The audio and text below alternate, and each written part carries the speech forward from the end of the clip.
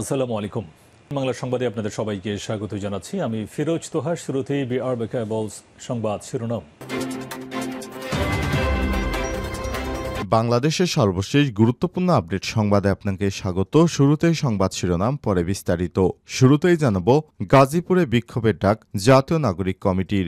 গাজীপুরের ধীরাশ্রমে স্বৈরাচারী আওয়ামী লীগ সরকারের সাবেক মুক্তিযুদ্ধ বিষয়ক মন্ত্রী আকম মোজাম্মেল হকের বাড়িতে ছাত্রদলের ফাঁদে ফেলে হামলার প্রতিবাদে বিক্ষোভ সমাবেশের ডাক দিয়েছে জাতীয় নাগরিক কমিটি। এরপর জানাবো, ধানমন্ডি ৩২ ভাঙচুর নির্মম পরিণতি বললেন সোহেল তাজ। গত ১৫ বছরের স্বৈরাচারী শেখ হাসিনার কঠিন রাজনৈতিক সমালোচনা করেছেন সাবেক স্বরাষ্ট্র প্রতিমন্ত্রী সোহেল তাজ। তিনি বলেছেন, হত্যা, গুম, নির্যাতন, দুর্নীতি, ভোটাধিকার হরণসহ এমন কোনো খারাপ কাজ নেই যা করেনি ফ্যাসিস্ট হাসিনা। অনুশোচনা নেই আওয়ামী লীগের। এদিকে গোপন আয়নাঘর ধানমন্ডি ৩২-এর আন্ডারগ্রাউন্ডের রহস্য বাড়ছে। ধানমন্ডি ৩২ নম্বরে বঙ্গবন্ধু শেখ মুজিবুর রহমানের বাড়ির নিচে বহুতলের সন্ধান পাওয়ার দাবি করেছে ছাত্র জনতা। প্রত্যক্ষদর্শীরা বলছেন, মাটির নিচে একাধিক তলা রহস্যজনকভাবে পানিতে পরিপূর্ণ। সেখানে তদন্ত সাপেক্ষে নিশ্চিত হওয়া যাবে এটি আয়নাঘর। তবে অনেকেই বলছে, এই গোপন সুড়ঙ্গ দিয়ে মানুষকে ভিতরে নিয়ে আয়নাঘরে বন্দী করে রাখা হতো। জানাবো, ৩০,০০০ শিক্ষক কর্মচারীর বেতন ভাতা আটকে গেছে। নামের বানানে ভুলের মতো বিভিন্ন ছোটখাটো ভুলে প্রায় ৩০,০০০ এমপিওভুক্ত শিক্ষক কর্মচারীদের বেতন ভাতা আটকে গেছে। বিগত সরকারের সময় হাতে হাতে বেতন দেয় অনেকেরই বেতন পেতে প্রায় ১ মাস অপেক্ষা করতে হতো। নতুন সরকার ইএফটির মাধ্যমে বেতন দেওয়ার সিদ্ধান্ত নিলে নামের ভুল এমন ৩০,০০০ শিক্ষক কর্মচারীর বেতন আটকে গেছে। তবে এগুলো সংশোধনের জন্য কাজ চলমান রয়েছে। জানাবো, ৬ সংস্কার কমিশনের পূর্ণাঙ্গ প্রতিবেদন প্রকাশ আজ। রাষ্ট্র সংস্কারের অংশ হিসেবে অন্তর্বর্তীকালীন সরকারের গঠিত ৬ সংস্কার কমিশনের পূর্ণাঙ্গ প্রতিবেদন প্রকাশ করা হবে আজ। এদিন সংস্কার কমিশনের প্রধানরা রাষ্ট্র সংস্কারে আশু করণীয় মধ্যমেয়াদী বা ভবিষ্যৎ নির্বাচিত সরকার কি করতে পারে সেটার সর্বসম্মত সুপারিশমালা পেশ করবেন। এবং সর্বশেষ জানাবো, বিবিসি বাংলা নিয়ে মন্তব্যের জন্য ক্ষমা চাইলেন প্রেস সচিব। বিবিসি বাংলাকে নিয়ে করা মন্তব্যের জন্য ক্ষমা চেয়েছেন প্রধান উপদেষ্টার প্রেস সচিব শফিকুল আলম। তিনি বলেছেন, বিবিসি বাংলার সংবাদ নিয়ে আমার সাম্প্রতিক মন্তব্য সংশোধন করতে চাই। প্রিয় দর্শক, এতক্ষণ শুনছিলেন সংবাদ শিরোনাম, এবারে বিস্তারিত। তবে তার আগে বন্ধুরা, অনুরোধ থাকবে সংবাদটিতে একটি লাইক দিন। এই চ্যানেলে আপনি নতুন হয়ে থাকলে আমাদের সংবাদটি দেখতে দেখতে চ্যানেলটি সাবস্ক্রাইব করে রাখুন। কমেন্ট করে আপনার মূল্যবান মতামত জানিয়ে দিন আপনি বিশ্বের কোন দেশ থেকে বা বাংলাদেশের কোন স্থান থেকে আমাদের সংবাদটি দেখছেন এবং শুনছেন। এবারে বিস্তারিত। গাজীপুরে বিক্ষোভের ডাক জাতীয় নাগরিক কমিটির। গাজীপুরের ধীরাশ্রমে স্বৈরাচারী আওয়ামী লীগ সরকারের সাবেক মুক্তিযুদ্ধ বিষয়ক মন্ত্রী আকম মোজাম্মেল হকের বাড়িতে ছাত্রদের ফাঁদে ফেলে হামলার প্রতিবাদে বিক্ষোভ ও সমাবেশের ডাক দিয়েছে জাতীয় নাগরিক কমিটি। আকম মোজাম্মেল হকের বাড়িতে শিক্ষার্থীদের উপর আওয়ামী দোসর সাবেক মেয়র জাহাঙ্গীরের লোকজন হামলা চালিয়েছে দাবি করে বিক্ষোভ সমাবেশের ডাক দিয়েছে গাজীপুর জেলা মহানগর ও জাতীয় নাগরিক কমিটি। শনিবার সকাল 10:30টায় ডিসি অফিস চত্বরে বিক্ষোভ সমাবেশ হবে। সবাইকে এতে সামিল হওয়ার আহ্বান জানিয়ে জাতীয় নাগরিক কমিটি বলছে, গাজীপুরের উপর শিক্ষার্থীদের উপর খুনিরা যেভাবে হামলা করেছে সেটি কোনোভাবেই মেনে নেওয়া যায় না। দোসর সন্ত্রাসী হামলার প্রতিবাদ ও অবিলম্বে বিচার নিশ্চিতের দাবিতে বিক্ষোভ সমাবেশের আয়োজন করেছেন তারা। গতকাল শুক্রবার রাতে হামলার শিকার হন বেশ কয়েকজন শিক্ষার্থী।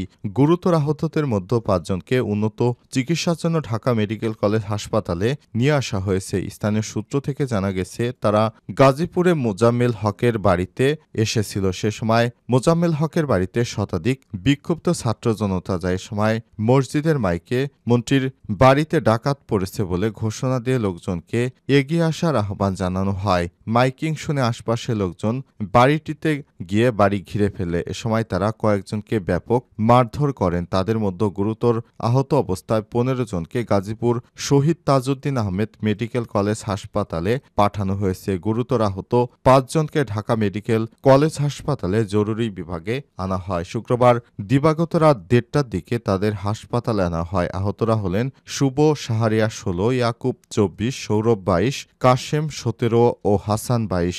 গাজীপুর সদর থানার ভারপ্রাপ্ত কর্মকর্তা ওসি আরিফুর রহমান বলেন, সাবেক মন্ত্রী আকম মোজাম্মেল হকের বাড়ি ভাঙচুর করতে গেলে স্থানীয়দের হামলায় অন্তত 10 থেকে 12 জন আহত হয়েছে। কিন্তু সেখানে গিয়ে জানা যায় যে এই হামলায় অন্তত 25 জন বৈষম্য বিরোধী শিক্ষার্থী আহত হয়েছে। এর প্রতিবাদে আজ এই বিক্ষোভ সমাবেশের ডাক দেওয়া হয়েছে। এবার যদি গাজীপুরে এর বাড়ি ভাঙে তাহলে আর কিছুই করার থাকবে না আওয়ামী লীগের। তারা ডাকাত বলে শিক্ষার্থীদের ফাঁদে ফেলে যেভাবে নৃশংস হামলা চালিয়েছে এর কঠিন জবাব দিতে হবে বৈষম্য বিরোধী ছাত্র আন্দোলনের বলে হুমকি দিয়েছেন সার্জিস আলম। ধানমন্ডি 32 ভাঙচুর নির্মম পরিণতি বললেন সোহেল তাজ। গত 15 বছরের রাজনৈতিক পরিস্থিতি নিয়ে কঠোর সমালোচনা করেছেন সাবেক স্বরাষ্ট্র প্রতিমন্ত্রী সোহেল তাজ। তিনি বলেছেন, হত্যা, গুম, নির্যাতন ও দুর্নীতি, ভোটাধিকার হরণ সহ নানা অনিয়ম করেও কোনো অনুশোচনা নেই ফ্যাসিস্ট আওয়ামী লীগের। শুক্রবার 7 ফেব্রুয়ারি রাতে ভেরিফাইড ফেসবুক পেজে এসব কথা লিখেছেন তিনি। ফেসবুক পোস্টে সোহেল তাজ লিখেছেন কি নির্মম পরিণতি, 15 বছরে হত্যা, গুম, খুন, নির্যাতন, নিপীড়ন, গণতন্ত্র ধ্বংস, ভোট অধিকার হরণ, দুর্নীতি, লুটপাট, লাখ লাখ কোটি টাকা বিদেশে পাচার এবং জুলাই আগস্টে গণহত্যা করে আত্ম উপলব্ধি, সমালোচনা, অনুশোচনা না করে, ক্ষমা না চেয়ে আবার বিদেশে বসে এখনো আন্দোলনের ডাক দিলে তার কি পরিণতি হবে?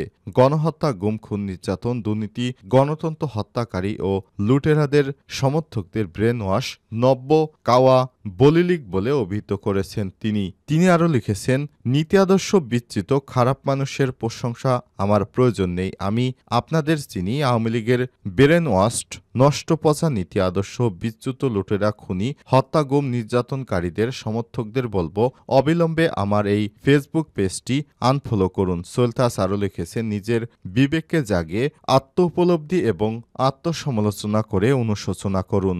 দেশের মানুষকে যেভাবে অন্যায় আর পাপাচারে লিপ্ত করেছেন, মানুষ আপনাদের থেকে মুখ ফিরিয়ে নিয়েছে। এদেশে আসার মতো দুঃসাহস দেখাবেন না। গোপন আয়নাঘর ধানমন্ডি 32-এর আন্ডারগ্রাউন্ডের রহস্য বাড়ছে। ধানমন্ডি 32 নম্বরে বঙ্গবন্ধু শেখ মুজিবুর রহমানের বাড়ির নিচে বহুতলার সন্ধান পাওয়ার দাবি করেছে ছাত্র জনতা। প্রত্যক্ষদর্শীরা বলছেন, মাটির নিচে একাধিক তলা রহস্যজনকভাবে পানিতে পূর্ণ। 32 নম্বরে শেখ মুজিবুর রহমানের বাড়ির আন্ডারগ্রাউন্ডে আয়নাঘর রয়েছে এমন চাঞ্চল্যকর আলোচনা চলছে। অনেকেই সামাজিক যোগাযোগ মাধ্যমে স্ট্যাটাস দিয়ে এ বিষয়ে মতামত দিচ্ছেন। কেউ কেউ বিষয়টি সত্যতা যাচাই করে আইনশৃঙ্খলা বাহিনীকে দ্রুত পদক্ষেপ নেওয়ার আহ্বান জানাচ্ছেন। বিষয়টি যখন তুমুল আলোচনা সৃষ্টি করে তখন ইত্তেফাক ডিজিটাল প্রতিবেদক সরেজমিনে গিয়ে ধানমন্ডি 32 নম্বরের সত্যতা যাচাই করেন। সরেজমিনে গিয়ে দেখা যায় ধানমন্ডি 32 নম্বরে শেখ মুজিবুর রহমানের বাড়ির পাশে একটি নির্মাণাধীন ভবনের 2 তলা পর্যন্ত কনস্ট্রাকশনের কাজ শেষ হয়েছে। ভবনটির আন্ডারগ্রাউন্ডে আরও কয়েকটি তলা রয়েছে। 3 তলা পর্যন্ত নিচে নামার পর এটি মূলত একটি পার্কিং এরিয়া বলে মনে করা হয়। তবে এর নিচে আরও একাধিক তলা থাকার সম্ভাবনা রয়েছে। নিচতলার নিচে ফ্লোর পানিতে পূর্ণ থাকায় কেউ সেখানে নামার সাহস করেনি। পানি স্বচ্ছ পানির কারণে নিচে যাওয়ার সিঁড়িগুলো স্পষ্ট দেখা যাচ্ছে বা ভবনের আরও গভীরে তলার অস্তিত্ব ইঙ্গিত দেয়। বুধবার 5 ফেব্রুয়ারি রাতে বাড়িটি ব্যাপক ভাঙচুর চালানো হয়। বৃহস্পতিবার ও শুক্রবার সেখানে মানুষের ভিড় ছিল। এক প্রত্যক্ষদর্শীরা বলেছেন, বাড়ির নিচে আমরা কয়েকটি কক্ষের সন্ধান পেয়েছি, কিন্তু সেখানে প্রবেশ করা সম্ভব হয়নি কারণ পুরো জায়গাটি পানিতে ভরা। এটি খুবই সন্দেহজনক রয়েছে। অন্য এক প্রত্যক্ষদর্শীরা জানান, এই বাড়ির নিচতলায় 5 তলা কাঠামো আওয়ামী লীগ তাদের নিজস্ব বাহিনীতে আরেকটি আয়নাঘর তৈরি করেছে। ছাত্র জনতার দাবি, দাবি, এই গোপন কাঠামো সম্ভবত আয়নাঘর হতে পারে, যেখানে গোপনে নির্যাতন করা হয় মানুষদের। এই নির্যাতন চালাতো শেখ হাসিনার বাহিনী ডিজিএফআই এবং ডিবি। আয়নাঘরের আড়ালে হাসিনা এবং তার দল আওয়ামী লীগ আরেকটি নতুন আয়নাঘর তৈরি করেছে। সামাজিক যোগাযোগ মাধ্যমে এই বিষয়টি নিয়ে ব্যাপক আলোচনা সমালোচনা চলছে এবং প্রত্যক্ষদর্শীরা মতামত দিচ্ছেন যে তদন্তের মাধ্যমে এর সত্যতা যাচাই করা প্রয়োজন।